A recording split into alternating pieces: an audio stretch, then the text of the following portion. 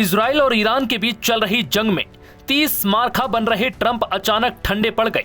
ऐसा तब हुआ जब ईरान ने इजराइल में ताबड़तोड़ मिसाइलों की बारिश कर कई मुख्य ठिकानों को तबाह कर दिया।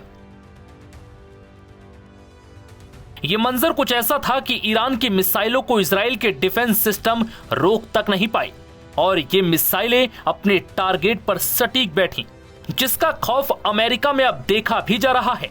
यही वजह है कि अमेरिका ने ईरान पर हमले के फैसले को फिलहाल टाल दिया है।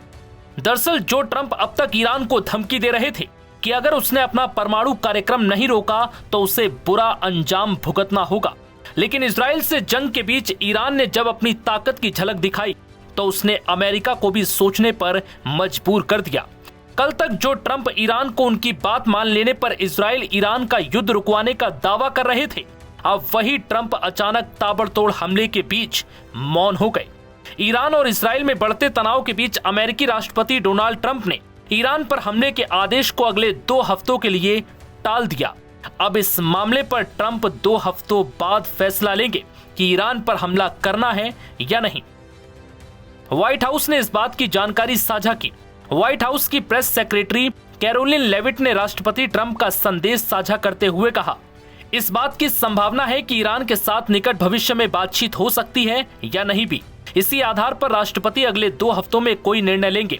ट्रंप हमेशा कूटनीतिक समाधान के पक्ष में रहते हैं। वो शांति के हिमायती हैं। वो शक्ति के माध्यम से शांति के सिद्धांत में विश्वास करते हैं। अगर कूटनीति की संभावना होगी तो राष्ट्रपति उसे जरूर अपनाएंगे, लेकिन अगर ताकत दिखाने की जरूरत पड़ी तो वो उससे भी पीछे नहीं हटेंगे।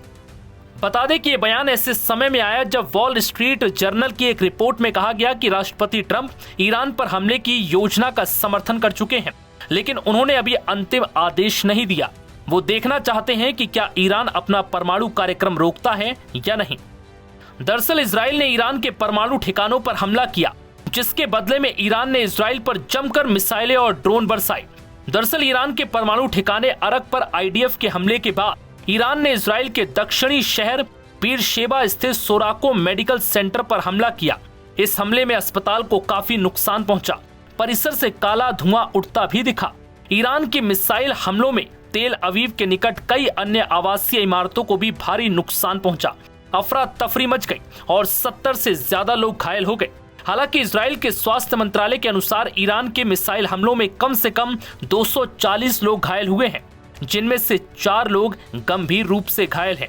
जिसके बाद इजराइल के प्रधानमंत्री बेंजामिन नेतन्याहू ने सख्त प्रतिक्रिया दी और कहा कि तेहरान के तानाशाहों को इसकी पूरी कीमत चुकानी होगी। नव भारत टाइम्स की रिपोर्ट।